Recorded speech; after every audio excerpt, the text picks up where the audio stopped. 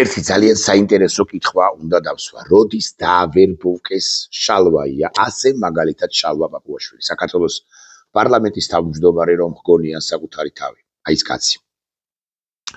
სუსტი თარიღის დასახელება რასაკვირველია, შეუძლებელია. რომელიმე თქვენგანი მომიტრიალდება და მკითხავს, დაავერბოვკეს კი საერთოდო თუ ასეთი ჭკუასუსტიაო. ასეთი ამბიციური და ჭკუასუსტია იმავდროულად და ამ ანტიდასავლურ განცხადებებს სულაც არ აკეთებს მოსკოვის დავალებით.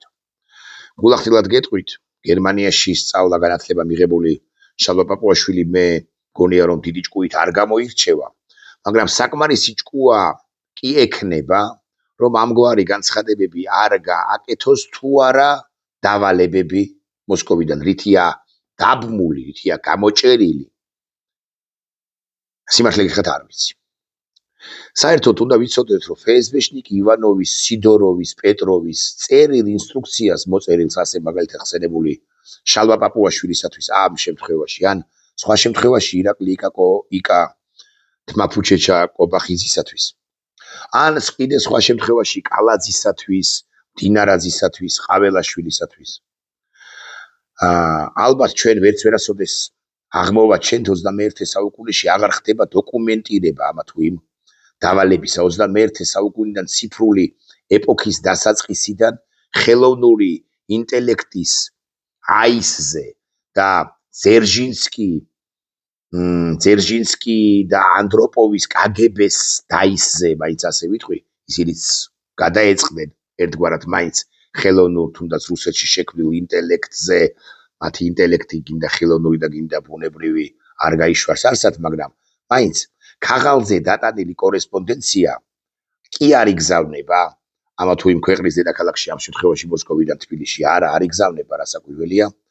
არამედ ეს ივანოვი იღებს ტელეფონს, ანუ კურატორი ამ შემთხვევაში აღარ შალვა პაპუაშვილზე ვსაუბრობთ, პაპუაშვილისა, იღებს ტელეფონს, აიფონს, ხაზგასმით ვამბობ ამას.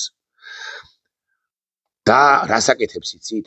ეს ივანოვი არათუ ინგლისურად და არც რუსულად სხვათა შორის. არა, არც ინგლისურად და არც რუსულად, არამედ ქართულად ამასთან დახვეწილი აკაკიშანიძესეული ასე ვიტყვი. ქართულით, გასაგები ქართულით აგზავნის რჩევებს და თხოვნებს კი არა. მოთხოვნა დავალებებს შალვა პაპუაშვილისათვის. პაპუაშვილის შესაბამისად, პაპუაშვილის ტელეფონში აწკაპუნდება შესაბამისი აპლიკაცია, ტელეფონის აწკაპუნდება. შალვა დახედავს ხოლმე ამ მესიჯს გზავნილს, წაიკითხავს, მერე დივანსაც არ ავალებს, ფურცელზე ამობეჭდვას, თავადვე გადააქვს კომპიუტერში,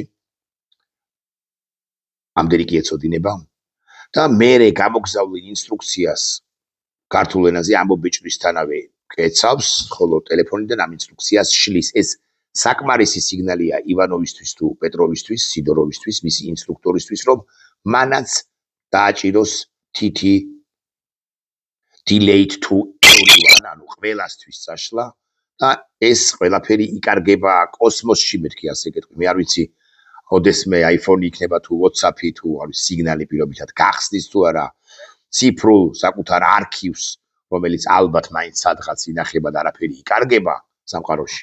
მაგრამ ალბათ მაინც არა და შესაბამისად ჩვენც არასოდეს არ გვეწოდინება, როდის დაავერბოვკეს შალვა პაპუაშვილი, როგორ დაავერბოვკეს, როგორ გამოიჭირეს, რითი გამოიჭირეს, რა უთხრეს, რითი დააშანტაჟეს.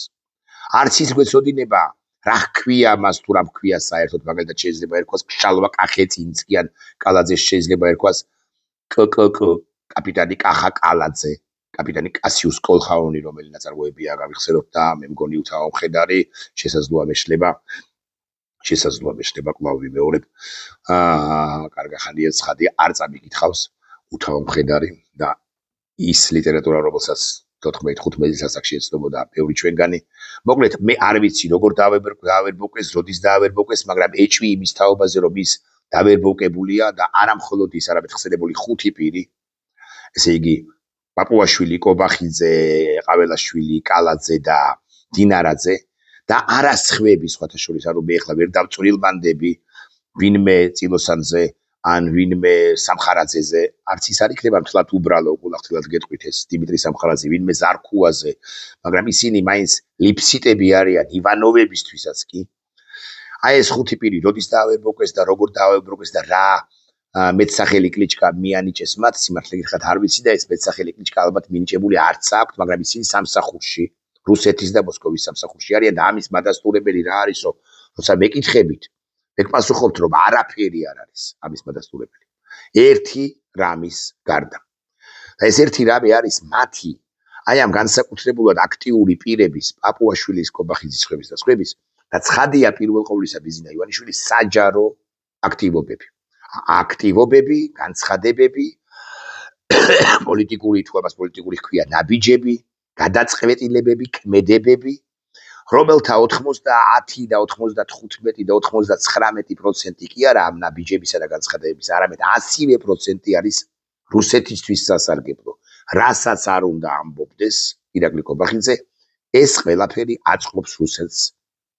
რასაკვირველია და ჩვენ შეგვიძლია გავავთქვათ მოსაზრება იმის თაობაზე, რომ ირაკლი კობახიძე თუ შალვა კობახიძისა თუ შალვა პაპუაშვილის თვით ინიციატივა, მაგრამ თვით ინიციატივა რომც იყოს, გამოდის რომ ისინი არიან ბოდიშის გარეშე სასარგებლო იდიოტები, რუსეთისთვის სასარგებლო იდიოტები ამ ქვეყანაში, რომლებიც ჩვენ და სამწუხაროდ და სავალალოდ და ვაგლახ მართავენ ამ ქვეყანას, ანუ არ ხორციელებენ ეფექტურ კონტროლს ამ ქვეყნის, არ ვიცი რა 1% 4/5-ზე, რამდენადაც 1/5 მაინც ოკუპირებულია. სწორედ ამიტომ ვამბობ 80 ვამახვილებ ყურადღებას ტერიტორიის 80%-ზე. მთავარ აქტორი რასაკვირველი არის ბიზინა ივანიშვილი, რომელიც დუმს და რომელზეც ჩემი მოსაზრებით, მათ შორის თვითკრიტიკულიც მინდა ვიყო. ეს არაერთხელ მithქვამს. ეს არაერთხელ გამომithქვამს პროგნოზი, რომ აი ხვალ პოლიტიკური თვალსაზრისით დაკლავს კობახიძეს, პაპუაშვილს თუ დინარაძეს. მაგრამ როგორც ჩანს ეს ვერსიები, ამ ვერსიების განვითარება მაინც არასწორია. ბიზინა ივანიშვილი პირველ ყოვლისა დამოუკიდებლად, მოსკოვისაგან დამოუკიდებლად გადაწყვეტილებას ვერ მიიღებს, ისიც გამოჭერილია ყურებით, ასე უნდა ვთქვათ ქვეყნის ნებართვით. და მეორე, რომ იღებდეს მოსკოვისაგან დამოუკიდებლად გადაწყვეტილებას, ბიზინა ივანიშვილს სწორედ ეს პირები აწყობს ხელისუფლებაში, მიუხედავად იმისა, რომ ზოგ მათგან შეიძლება ედავება კიდეც, მაგალითად კალაძეს კორუფციაში. ან შალვა პაპუაშვილი არ მოსწონს გარკვეულ შემთხვევებში, ან ირაკლი კობახიძის შიზოიდური როჟა დერჟიმ და როჟა სახე არ ეპიტნაება, არ ხიბლავს მაინც და მაინც. მაგრამ ბიზინა ივანიშვილმა როგორც ჩანს, ყოველ შემთხვევაში ასე უნდა ვთქვათ ალბათ, რომ მიიღო ამ ეტაპისთვის, მაინც დროის გარემოებას დიდი მნიშვნელობა აქვს, ამ ეტაპისთვის მაინც საბოლოო გადაწყვეტილება იმის თაობაზე, რომ მათ დაეყრდოს მათ და არა სხვას, ვით უფრო რომ შემცვლელებით თუ გულახდილები ვიქნებით, ბიზინა ივანიშვილს ბევრი არ ახავს. ანუ ეხლა რომ მითხრათ, რომ აი შალვა პაპუაშვილს გაანთავისუფლებს და დანარჩენი 88 დეპუტატი აი იმას დანიშნავს პარლამენტის თავმჯდომარედო, მე სიმართლე გითხრათ, არ ვიცი ვის დანიშნავს, ან ახავს კარგი მართლა იმაზე ლადო კახაძეზე თუ გრეტა წიწავაზე ხო არ ნინო წილოსანზე თუნდაც, ან სხვაზე ხომ არ შეაჩერებს არჩევას, ხო არ გაჩერდება, მათ ხო არ ენდობა შალვა პაპუაშვილი იმ დავალებებს, რომლებსაც ამ კაცს პაპუაშვილს მოსკოვიდან აძლევენ, ან ბიზინა ივანიშვილი აძლევს აბასთუმნიდან, მეტნაკლებად კარგად და ჯერებლად კარგად, მათთვის კარგად, მათეული გაგებით კარგად ართმევს თავს. ეხლა ამ გლობალურ დაპირისპირებაში, როცა უამრავი პრობლემაა, უამრავი საკითხია მთელ მსოფლიოში, როცა უკრაინა არათუ მოსკოვის შემოგარეთ ძალამეთ ლამის ცენტრს ბომბავს, როდესაც პანიკაში არიან ჩავარდნილი არარიგითი მოსკოველები, რუსები და სომხურგვარიანი რუსი, მაგალითად მარგარიტა სიმონიანი, რომელიც ამბობს, რომ შვილებიო გარეთ გამოვიყვანი და დერეფანში ზინავთ, ეს რა უბედურება ტრიალებს ჩვენს თავსო. როდესაც ტელეგრამ არხებზე, რუსების ტელეგრამ არხებზე და აგრეთვე რაღაც მეინსტრიმ მედიაში ხან მაინც ისმის ხოლმე პუტინის კრიტიკა, როდესაც სულ უფრო აქტიურად ლაპარაკობენ, რომ პუტინმა ვერ გაართვა თავი ეგრეთ წოდებულ SVO-ს და პუტინი შეიძლება დააყირავონ. როდესაც პარალელურად ახლო აღმოსავლეთში ტრამპი იმუქრება მერვედ, რაც მოვითვალე, ოღონდ მერვედ გადადო ორმუზის სრუტის განთავისუფლება და ეხლა მეცხრე მუქარასაც უნდა ველოდოთ და ალბათ იმასაც გადადებს, თუმცა არ გავაკრიტიკოთ მაინც და მაინც. ტრამპი და ეს ბოლო განცხადება იყო ამგვარი, რომ ნავთობის ფასები მკვეთრად დაეცემაო და ღმერთმა ქნას დონალდ მეთქი ესე უნდა შევძახო ახლა, ანუ ავიღებთ ორმუზის სრუტეს და თავიდან ბოლომდე გავაკონტროლებთო და ირანი კი დასაკვირველია ვერ მიიღებს ბირთვული ბომბის შექმნის შესაძლებლობას და სამუდამოდ მოესპობა ეს შესაძლებლობაო. მოკლედ, როცა ამგვარი ორმოდ რეალია, როცა უკრაინელები კიდევ ერთხელ ვიტყვი მოსკოვსაც ბომბავენ და ივნისშიო თქვა პრეზიდენტმა ზელენსკიმ ისეთ რაღაცებს ჩავიდენ და გავაკეთებ. სხვა შორის დღეს ზელენსკის ინაუგურაციის მე-7 წლისთავია დღეს, სწორედაც რომ და მიულოცოთ უკრაინელ ხალხს, რომ ამ ისტორიულ მომენტში სწორედ ასეთი გულადი და შეუპოვარი პრეზიდენტი ლიდერი ხავს. მოკლედ, როდესაც ზელენსკი იმუქრება და ამბობს ღიად იმუქრება, შეიძლება არ არის სწორი სიტყვა, რომ ისეთ სიურპრიზებს შევთავაზებთ რუსეთს, აქამდე რომ არ უნახავს და ვერც წარმოუდგენიაო, აი როგორ უნდა დაწვრილმანდე თუნდაც იმ პირზე, რომელიც FSB-შნი, KGB-შნი უთუოდ არის და ხავს, ივანოვი, პეტროვი თუ სიდოროვი ინსტრუქტორად, მაგრამ ვერც ვამტკიცებ, თუმცა კიდევ ერთხელ ვიტყვი, რომ მათი ნებისმიერი განცხადება, მისი ნებისმიერი განცხადება ამ კონკრეტული პირისა დასაკვირველია FSB-შნიკურ, KGB-შნიკურია. არ უნდა დაწვრილმანდე. მაგრამ მეორე, მესამე თუ მეხუთე მხრივ ჩვენ სინამდვილეში ქართულ აუდიტორიას უნდა განვუმარტო, რომ ადამიანებო, მოქალაქეებო, ჩემო ძვირფასო მაყურებელო, ვინც მოусმინეთ ან უსმენთ ხოლმე შალვა პაპუაშვილს ერთ და ირაკლი კობახიძის სხვა შემთხვევაში, უნდა იცოდეთ, რომ რასაც ისინი აკეთებენ და ამბობენ, კიდევ ერთხელ ვიტყვი, რუსულია და ხანდახან მაინც ჩვენ უნდა განვუმარტოთ საზოგადოებას, რომ მათი ნათქვამი სიტყვა, სწორედაც რომ რუსეთს აძლევს ხელს და რუსეთს აწყობს. აი მაგალითად, ირაკლი კობახიძის ახმამაღლება და ეპისტოლარულ ჟანრში გადაწყვეტა რაღაც ერთი საკითხისა ფიქრი იმაზე, რომ ესე უნდა მიემართა ურსულა ფონ დერ ლაიენისთვის. ესეც ეს ანტიდასავლური, ანტიდანიური კონკრეტულ შემთხვევაში გზავნილები FSB-ს მიერ შემუშავებულია და კვლავ ვიმეორებ, მოსული მაღალი ალბათობით, მოსულია ინსტრუქციის სახით იმ ჯერზე თუ ამ ჯერზე ირაკლი კობახიძის iPhone-ში. კახა კალაძეს გამოირჩა გუშინ ეპისტოლარული ჟანრით. მან გერმანიის მთავრობა Deep State-ის ერთგულებაში და Deep State-ის აგენტობაში დაადანაშაულა, იმიტომ რომ გერმანიის ერთმა ქალაქმა ზაარბრუკენმა გადაწყვეტილება მიიღო, ბოლომდე არც არის მიღებული გადაწყვეტილება, აქვე გეტყვით, რომ ზაარბრუკენმა, რომელიც 50 და მეტი წელიწადია თბილისის მეგობარი ქალაქია, გაწყვიტოს ყოველგვარი ურთიერთობა. როგორ გონიათ ზაარბრუკენის ხელმძღვანელობამ, არჩეულმა მერმა და შესაბამისმა სხვა ინსტიტუციებმა ეს ისე მოინდომეს და კახა კალაძე არ მოსწონს და როგორ თამაშობდა მილანში ის დაიწუნეს, არა რასაკვირველია. თუ 70-იან წლებში კომუნისტების დროს დაუახლოვდა ზაარბრუკენი დედაქალაქ თბილისს, როგორმე ეხლა და იმ ჟამინდელ კომუნისტურ თბილისს, კომუნისტურ საქართველოს ეგუებოდა, როგორმე ახლაც გააგრძელებდა ურთიერთობას პოსტკომუნისტურ და ივანიშვილის პერიოდის თბილისთან. მაგრამ იცის რა ზაარბრუკენის მერია თუ ხელმძღვანელობამ, რასაც ჩადის დედაქალაქის ხელმძღვანელობა, კონკრეტულად კალაძე და მთლიანად მერია საკრებულო ჩვენს ქვეყანაში, აქედან გამომდინარე ყოველგვარი ურთიერთობის განახლება, გაგრძელებაც კი არ უნდა იმ ქალაქს, რომლის ერთ-ერთი მთავარი თუ არ ვცდები მოედანი, ერთ-ერთ მთავარ მოედანს, რუსთაველის მოედანი თუ ქუჩას გამზირს რუსთაველის გამზირი ეწოდება, გაგიკვირდებათ და რამდენადაც ვიცით და ყველა ვიცით ცხადია, უაღრესად აფასებდა ზაარბრუკენი და კარგ ურთიერთობას, მათ შორის სტუდენტების გაცვლის, რაღაც გარკვეული პროგრამების, გარკვეული დახმარებების კუთხითაც ძალიან ადეკვატური იყო. ზოგადად გერმანია, რომელიც უჭერდა მხარს საქართველოს ყოველთვის, ან ხშირად თუ გნებავთ ასე ვიტყვი და კონკრეტულად ქალაქი ზაარბრუკენის. მაგრამ ახლა ვილაპარაკოთ ზაარბრუკენის კი არა კახა კალაძის ახმამაღლებაზე და იმაზე, რომ მას გრაფომანობა შეხრია, ან კობახიძის გრაფომანობაზე ვილაპარაკოთ. უნდა ვილაპარაკოთ, რასაკვირველია, არ უნდა დავინდოთ გარკვეულ შემთხვევებში მაინც, მაგრამ ამასობაში უკრაინა რო ხდება ევროპის მთავარი ცენტრი უსაფრთხოების იმპორტისა და ექსპორტის თვალსაზრისით და უსაფრთხოების კონტექსტის უმნიშვნელოვანესი ნაწილია ფლანგზე, აღმოსავლეთ ფლანგზე ევროპისა და უკრაინა რო დაჩქარებული წესით შევა ევროკავშირში და უკრაინის გარეშე ევროპის არქიტექტურა უსაფრთხოებისა რომ წარმოუდგენელია, ეს ხომ უფრო სალაპარაკო. ხო, უფრო სალაპარაკოა რა საკვირველია, მეტყვით თქვენ მეც გვასუხობთ, რომ უფრო სალაპარაკოა, მეცაც გეტყვით უფრო სალაპარაკოა ის, რომ პუტინს დააყირავებენ. ეს თავამი პროგნოზია. მაგრამ მაინც და კარგად უნდა გავიგოთ, რამდენად მნიშვნელოვანია ჩვენთვის, როგორც ქვეყნ, როგორც საზოგადოებისთვის. პუტინის დაყირავება. მაგრამ პაპუაშვილსაც რომ ვერ ასწდები ხანდახან. აი, დღეს იყო თუ გუშინ დღეს მგონი. ეს პაპუაშვილი, რომელიც კიდევ ერთხელ ვიტყვით ივანოვისაგან იღებს ინსტრუქციებს დარწმუნებულები უნდა ვიყოთ, წინააღმდეგ შემთხვევაში ამას არ იზამდა, ამას არ გააკეთებდა, იმდენი ჭკუა კი ეყოფოდა, რომ ასეთი თამამი და თავხედი არ ყოფილიყო ევროპული სახელმწიფოების წინააღმდეგ თუ მიმართ. პაპუაშვილი ამჯერად ანტიბრიტანული განცხადებებით გამოირჩა, ანტიშვედური, ანტიგერმანული, ანტიბალტიური, რაღაც დანიური, ანტიფრანგულს ვერ ბედავენ ჯერჯერობით. როგორც მე ვხვდები, მაგრამ შესაძლოა გაბედონ. ანტირავისი ბერძნული პირობითად.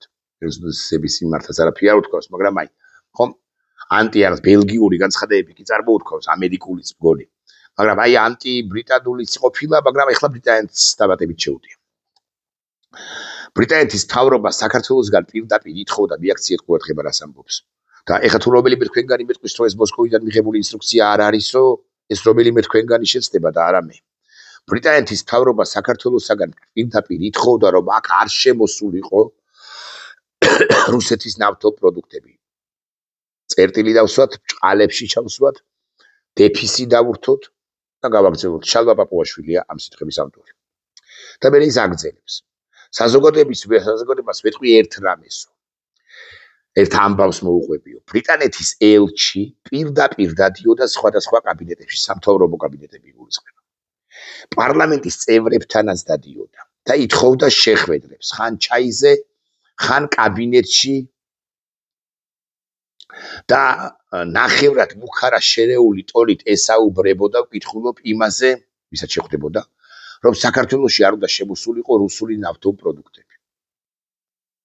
მოდი ერთ წამს დავუჯეროთ ამ ჭორაობას, ამ ჭორს. საქართველოს პარლამენტი უმაღლესი თანამდებობის პირი კი არა, უდაბლესი თანამდებობის პირიც არ უნდა აძლევდეს საკუთარ თავს უფლებას, რომ ასე იჭორაოს პარტიული ქვეყნის ან ნებისმიერი ქვეყნის დიპლომატს. კულისებში რაც ხდება, ყველაფრის გამოტანა ფართო საზოგადოებისთვის უბრალოდ წარმოუდგენელი და არ შეიძლება. და ყველანაირი ეტიკეტის დარღვევა. ბრიტანეთის ელჩი გამოდიოდა ხანდახან საგარეო საქმეთა სამინისტროში და ჩაახველებდა ხოლმე ეს რომ თქვას მაკა ბოჭორიშვილმა პირობითად ხომ იქნება არასწორი, იმიტომ რომ თუ ჩაახველებდა მაინც და მაინც ეს მისი ინდივიდუალური ჯანმრთელობის პრობლემა იქნებოდა, მაგრამ მაკა ბოჭორიშვილი თუ ამას იტყვის, ამ ყველაფერს იტყვის, იმიტომ რომ წარმოაჩინოს თითქოს ასეთი ავადმყოფი ან ჯანმრთელობას შელახული კაცია, რომელიც პატივს არცებს გარშემო ადამიანებს და შეიძლება ისინიც კი დაავადოს. მაგრამ ეს არ ითქმის ამგვარი რაღაცები. მათ შორის ჩაიზე ხდებოდა ეს შეხვედრა, კულისებში ხდებოდა, კაბინეტებში ხდებოდა, პარლამენტში, მთავრობაში თუ კიდევ სხვაგან. არ არის ეს სალაპარაკო და მით უმეტეს არ არის სალაპარაკო სათქმელი ამგვარი სიტყვა, მუქარა შერეული ტონით.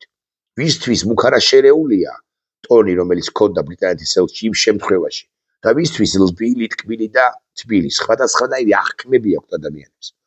შალვა პაპუაშვილს თუ ყოველ ბოხმაზე ეშინია, ბოხი ხმისა ეშინია და კანკალებს და კუთხეში მიიყუჟება ხოლმე, ეს არ არის იმ შემთხვევაში ბრიტანეთის ელჩის პრობლემა და ამ შემთხვევაში ჩემი მეც ბოხი და ჩახრეწილი ხმა მაქვს და თუ მისმენს, მაშინ ახლა შეუძლია გაიფაროს და გადაკეტოს საფირფარეშოს კარები თან კარგად, ესე მყარად ესე ვიტყვი, რომ არ შეუვარდეს რომელიმე გურამ მაჭარაშვილი გასაკვირველია მასზე ვლაპარაკობ და არა ვინმე სხვაზე. მოკლედ, შალვა პაპუაშვილი იმ შემთხვევაშიც კი თუ სიმართლეს ამბობს, ანუ ეს ჭორი სიმართლეა, ეს ხმა სიმართლეა, ამაში გასაკვირი არც არაფერი არ არის ამის თქმა მინდა.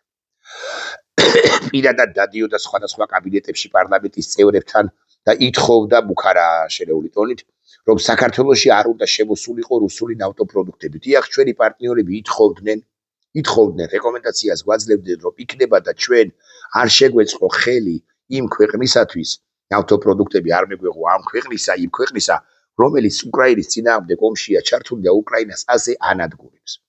ამერიკის შეერთებული შტატების, ბრიტანეთის, საფრანგეთის, გერმანიის, ევროპის ნებისმიერი სახელმწიფოს, ავსტრალიის კანადის, ახალი ზელანდიის, იაპონიის მთავრობები იღებენ გადაწყვეტილებას და ბიზნესი ვალდებულია აღასრულოს ამა თუ იმ მთავრობის, ამა თუ იმ ქვეყნის მთავრობის გადაწყვეტილება. დარწმუნებული ვარ, რომ ამერიკული კომპანიების ნაწილს სულაც არ ესიამოვნა დაწესებული სანქციები რუსეთის წინააღმდეგ 2022 წლის თებერვლიდან მარტიდან, 24 წლამდე, 25 წლამდე, 26 წლის მაისის ჩათვლით რა სანქციების წესდება ევროკავშირის მხრიდან თუ შეერთებული შტატების მხრიდან რუსეთის წინააღმდეგ. დარწმუნებული ვარ, რომ აღებმისებობის თვალსაზრისით რუსული ბაზარი ძალიან საინტერესო იყო ბანალურად ვიტყვი ასე მაგალითად ზარასთვის. ან ასე მაგალითად ნებისმიერი მსხვილი თუ საშუალო კომპანიისთვის, რომელიც ზედმეტ ძალიან ვამარტივებს ხადია $50,000 შეულობდა თვის თუ წლის განმავლობაში მოსკოვის, რუსეთის ზოგადად ბაზარზე. მაგრამ დააწესა რა მთავრობამ სანქციები რუსეთის წინააღმდეგ ამ კომპანიებსაც აუკრძალა ამ კალმის კალავიც არის ხო არა აქვს პრინციპული მნიშვნელობა რა ბრენდია ამ კალმით ვაჭრობა მოსკოვსა თუ პეტერბურგსა თუ ომსკსა თუ ჩელიაბინსკში.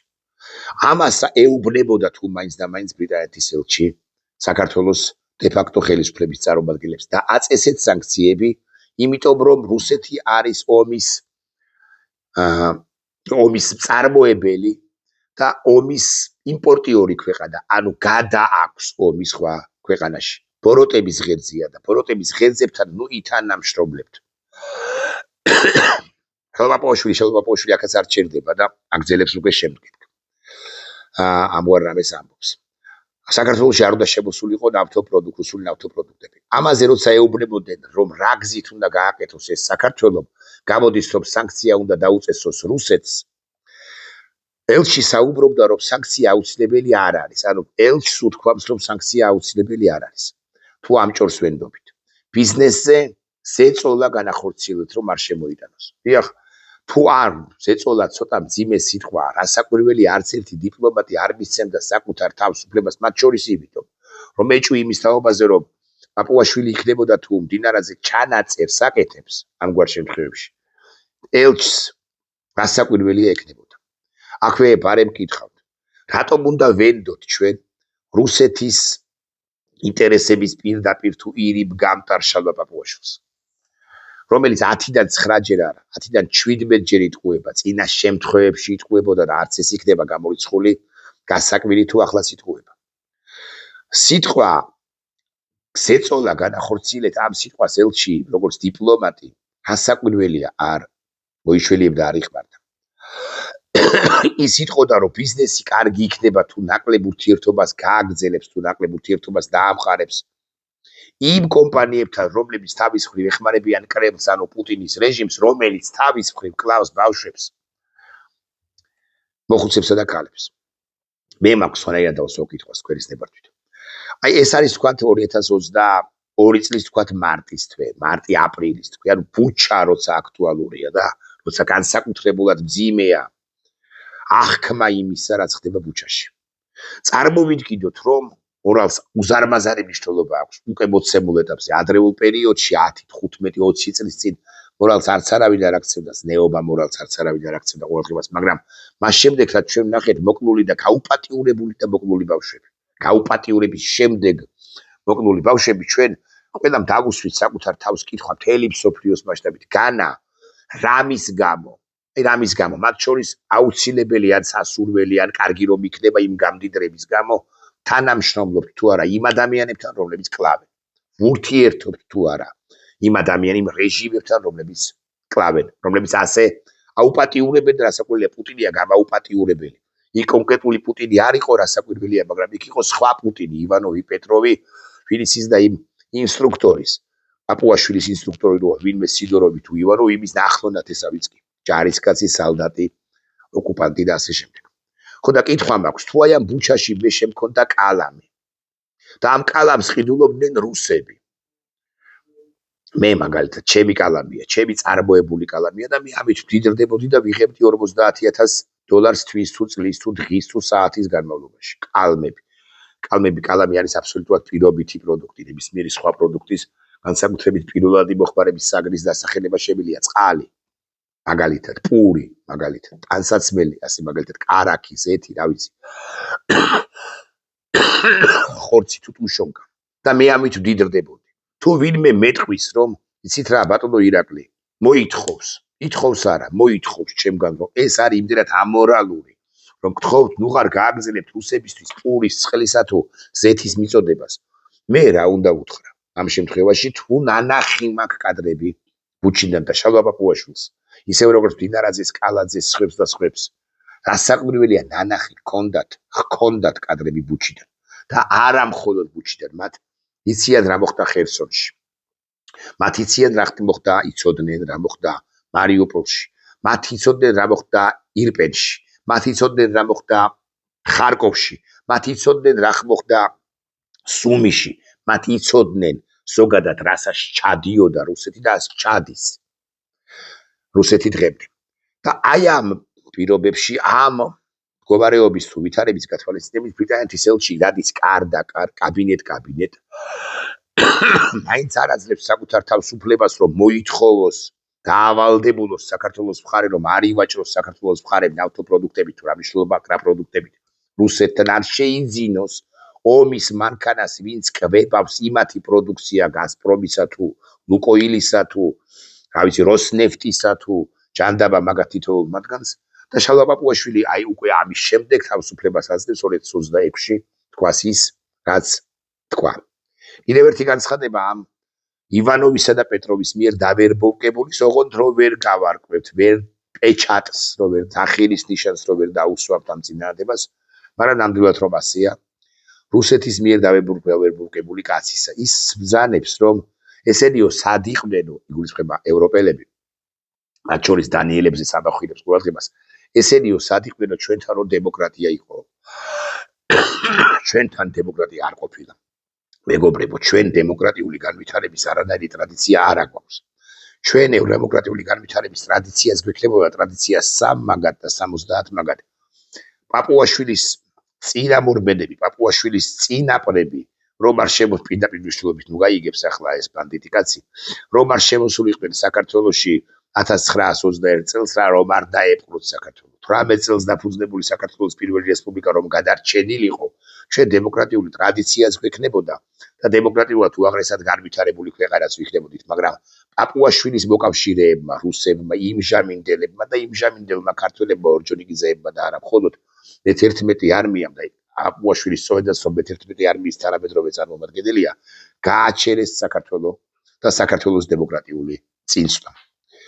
მაგრამ რაღაცა გააჩერეს კარგი მივტირით ლაპარაკობთ 18-21 წარასრულ 3 წელზე დამოუკიდებლობისა მაგრამ ეს ისტორიაა ჩვენ სხვა მხრივ ჩვენ დემოკრატიული განვითარება არ ქონია არც ფეოდალურ საქართველოში და არც უკვე შემდგომ საქართველოში ბატონყმობა საქართველოში არ მინდა შემეშალოს და ისიც ბოლომდე არ აქვს რა გულახდილები ვიქნებით მაგრამ თუ ვიქნებით მაგრამ ეს კიდე ცალკე ისტორიაა გადავარდა არ მინდა შემეშალოს და 1864 წელს 3 წლის თავზე მას შემდეგ რაც რუსეთში გადავარდა ბატონო ანუ ეს არის 60-იანი წლები მე-19 საუკუნისა დემოკრატიული განვითარების თვალსაზრისით ჩვენ ვერც ვიქნებოდით განვითარებული სახელმწიფო იმიტომ რომ მე-14 საუკუნის შემდეგ გიორგი ბრწყინვალეს შემდეგ ჩვენ დამოუკიდებელი სახელმწიფო არც აქ გქონია ჩვენ ხან ერთ და ხან მეორე ნამპრობელს ვებრძოდით 70 საბჭოთა ოკუპაციის პირობებში 70 წლის განმავლობაში ხო დემოკრატიაზე ლაპარაკი წარმოუდგენელი იყო ზუსტად ისე როგორც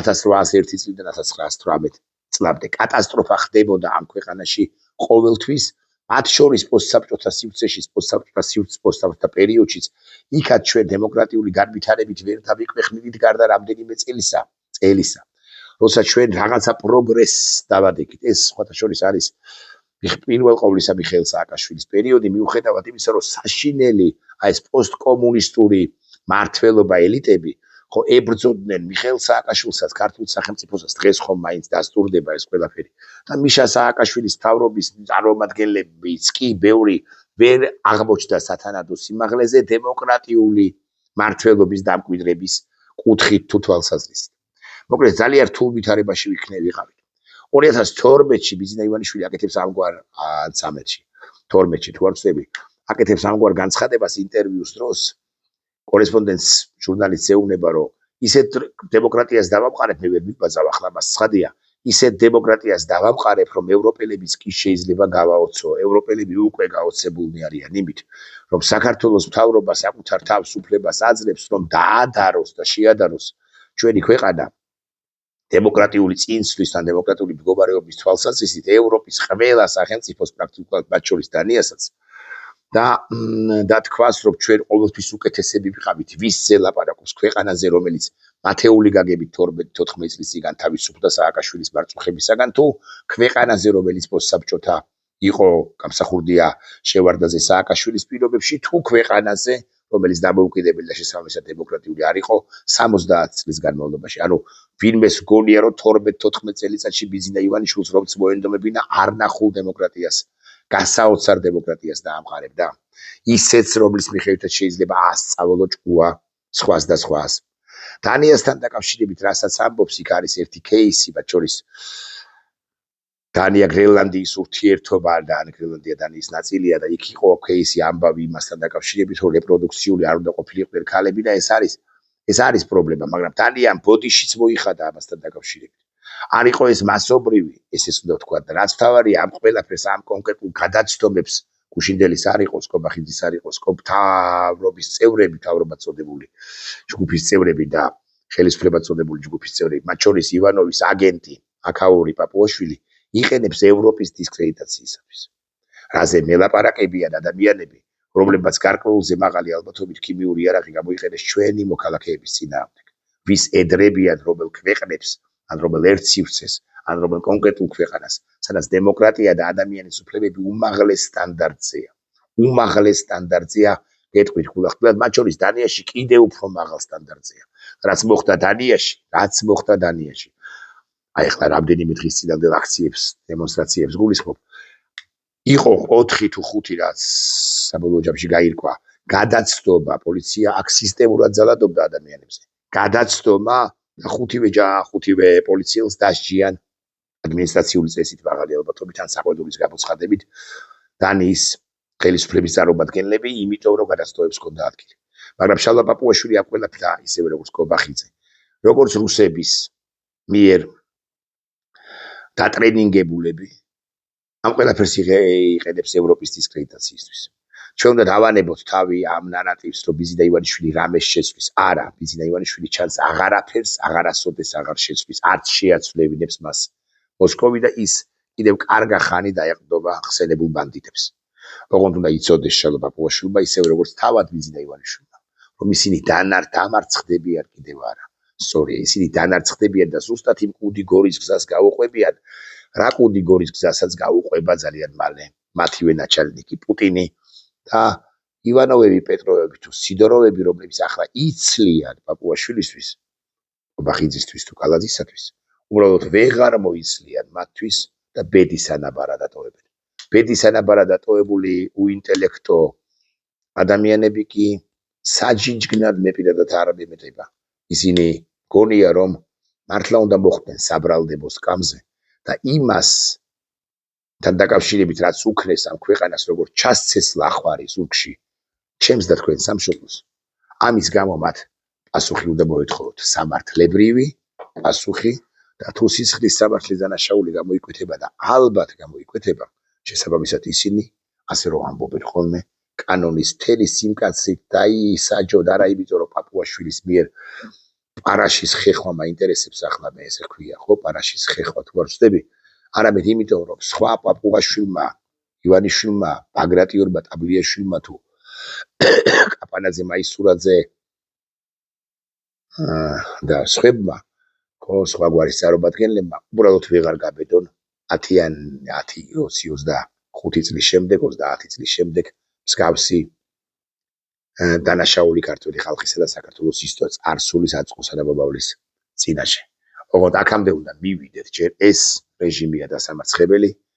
ამასთან ძალიან მალე, იმიტომ რომ ძალიან სწრაფად ვითარდება პროცესები გარშემო და მართლა საოცარი სწრაფით მიხქრის მატარებელი მომავლისაკენ. ჩვენ კი ჩავრჩით ნარატივში, ესე რომ ამბობენ ხოლმე, გურამ მაჭარაშვილს გაათხოვებენ, თუ ირაკლი ზარქოა მისთხოვდება რომელიმე კრასატულას.